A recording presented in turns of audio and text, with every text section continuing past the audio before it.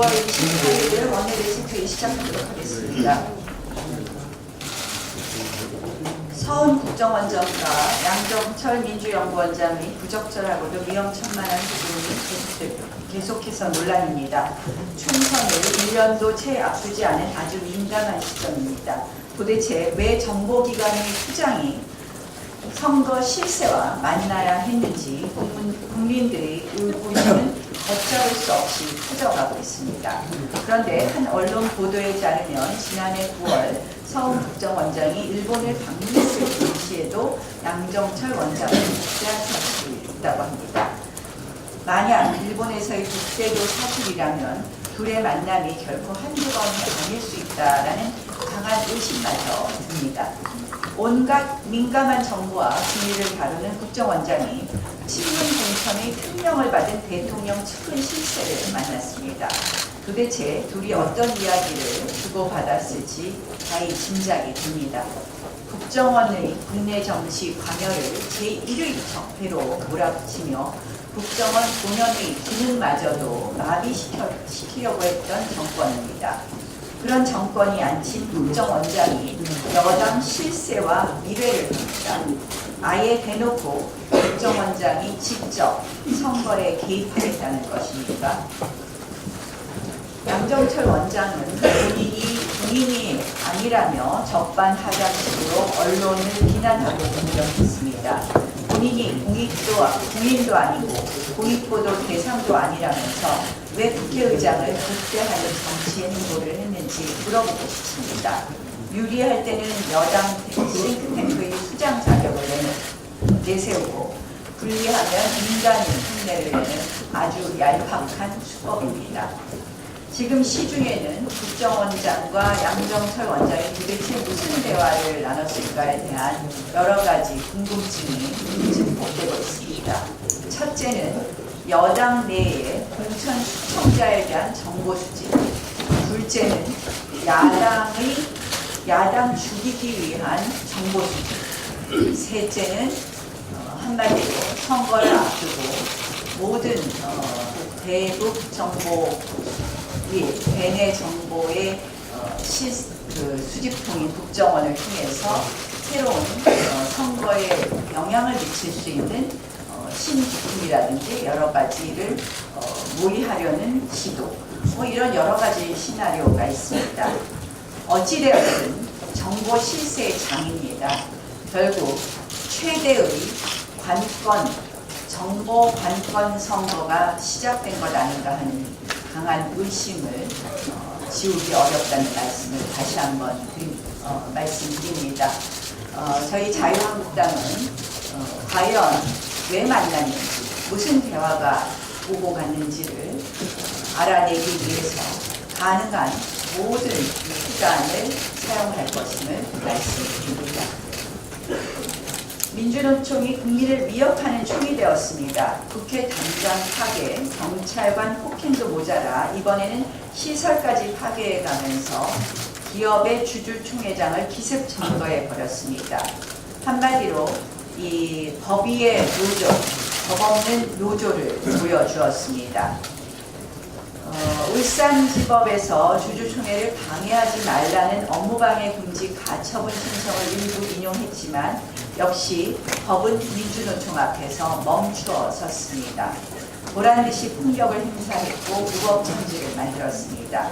민주노총의 횡포에 또 다른 노조마저 참을 수 없다며 반발하는 사태가 빚어졌습니다. 이 한국노총조합원과의 갈등인데 민주노총의 일감 민주노총 몰아주기 생태가 버려지고 있는 장소에서입니다. 언제까지 우리 산업 현장이 노조 싸움에 휘말려서 생산이 멈추고 막대한 피해를 입어야 하는지 참 답답하다는 말씀을 드리겠습니다. 개혁을 거부하는 수구적 노조 이기주의로 대한민국 경제에 발목을 잡고 있습니다. 법을 무시하고 농락하는 폭력으로 공권력을 무력화하고 국민 안전을 위협하고 있습니다. 국회, 건설현장, 경찰서, 기업 주주총회장이 모두 민주노총의 린치에 얻어맞고 있습니다. 조폭보다 무서운 민노폭입니다. 대한민국 사회를 아비규환으로 만들고 있습니다. 이제 정부는 민노폭과의 전쟁을 선포해야 될 때입니다. 우리 정부 외교가 얼마 전까지는 왕따 외교라고 말씀을 드렸는데요. 이제는 투명인간 외교로 전락하고 말았습니다. 주변국들이 대한민국 존재를 아예 무시하고 있습니다. 날로 번져가는 무역 갈등, 패권 경제의 소용돌이 속에서 저마다 합종 연행하며 연대를 과시하고 있습니다. 문재인 정부는 그저 북한만 바라보다가 북한마저도 눈길을 주지 않는 고립무원에 빠져버렸습니다. 이 미중 갈등 여러 이 기업 관련된 기술 갈등부터 시작해서 안보 갈등까지 상당히 미중 갈등이 첨예하게 들이받고 있습니다. 그 가운데 지금 한국은 샌드위치 신세에 전락하고 있습니다. 이럴 때일수록 원칙을 갖고 치열한 외교전을 해야 합니다. 그런데 지금 대한민국의 외교부가 그 역할을 하고 있느냐? 아마 국민 모두 부인하실 겁니다. 지금 강경화 장관이 이끄는 외교부는 해야 될 일은 하지 않고 이 민감한 외교 전쟁의 현장에서 야당 주디기에만 골몰하고 있습니다. 강경화 외교부 장관을 교체하는 것부터 외교부가 바로 서는 그 길일 것입니다. 그렇습니다. 어제 오전은 국회의장이, 오후에는 이름도 밝히지 않은 청와대 관계자라는 사람이 국회 정상화를 이야기했습니다. 지금 보면 현 국회 상황에 대한 책임을 야당에 떠넘기려는 그런 주장을 계속해서 이어가면서 한마디로 이 정권의 실정인 경제 파탄이나 민생 파탄의 원인마저 국회 발목 잡기 프레임에 얹어가려고 하고 있습니다. 그런데 실상 보면 결국 이렇게 국회가 열리지 않는 것, 제가 그동안 수차례 민주당 원내대표에게 원내대표와 접촉을 했습니다. 저는 지금 보면 이 청와대가 결국 국회 여는 것에 대해서 관심이 없다. 그리고 청와대가 국회 여는 것을 오히려 두려워하고 있다. 이렇게 보입니다.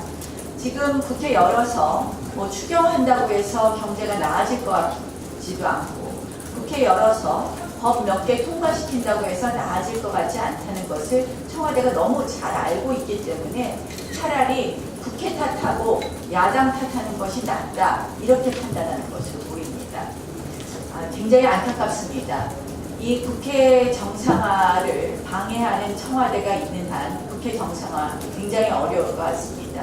청와대는 더 이상 국회 위에 또 여당 위에 군림하려는 자세를 거둬주시기 바랍니다. 무엇보다도 지금 민생 챙기기 위해서 국회 정상화 이야기하는데 실질적으로 청와대의 반대, 이 부분에 대해서 청와대가 걷어줘야 된다는 말씀을 드리면서, 이 국회가 파탄난 모든 원인은 패스트트랙 강행인데요. 여기에 관련돼서 각종 여론조사가 보여주고 있습니다. 이 국회의원 정수 늘리는 것에 대해서는 반대가 72%입니다. 그러나 우리 당 안처럼 지역구 의석수 국회의원 정수 줄이는 이 한국당 안에 대해서는 찬성이 60%입니다.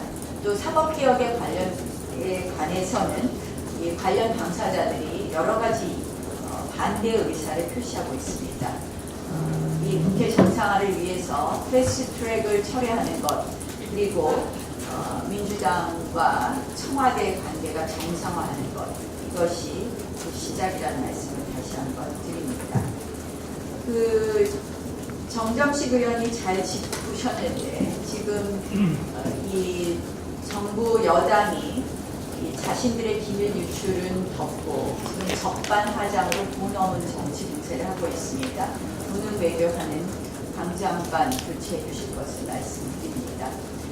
UAE 원전에 대해서 이종배 의원님 잘 말씀하셨는데요. 그래서 저희가 지난번에 원내 부대표, 원내 지도부가 UAE를 방문하려고 계획했었던 것입니다. 제가 조금 설명을 드리면 이 바라카 원전은 사실상 우리가 설치하는 사업을 다 했기 때문에 당연히 장기 정비 계약은 우리가 당연히 수의 계약으로 받아야 되는 것이었습니다. 그런데 작년에 UAE에서 이걸 갖다 입찰로 바꿨습니다.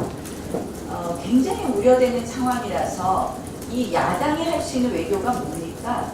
지금 여당이 탈원전을 강력히 주장하고 있기 때문에 UAE가 꺼려하는 것을 야당은 탈원전에 대해서 반대하고 있다. 이렇게 함으로써 대한민국에서 이 원전에 대한 산업을 계속 키워갈 수 있는 가능성을 보여주는 것이 우리 국익에 도움이 되는 것입니다.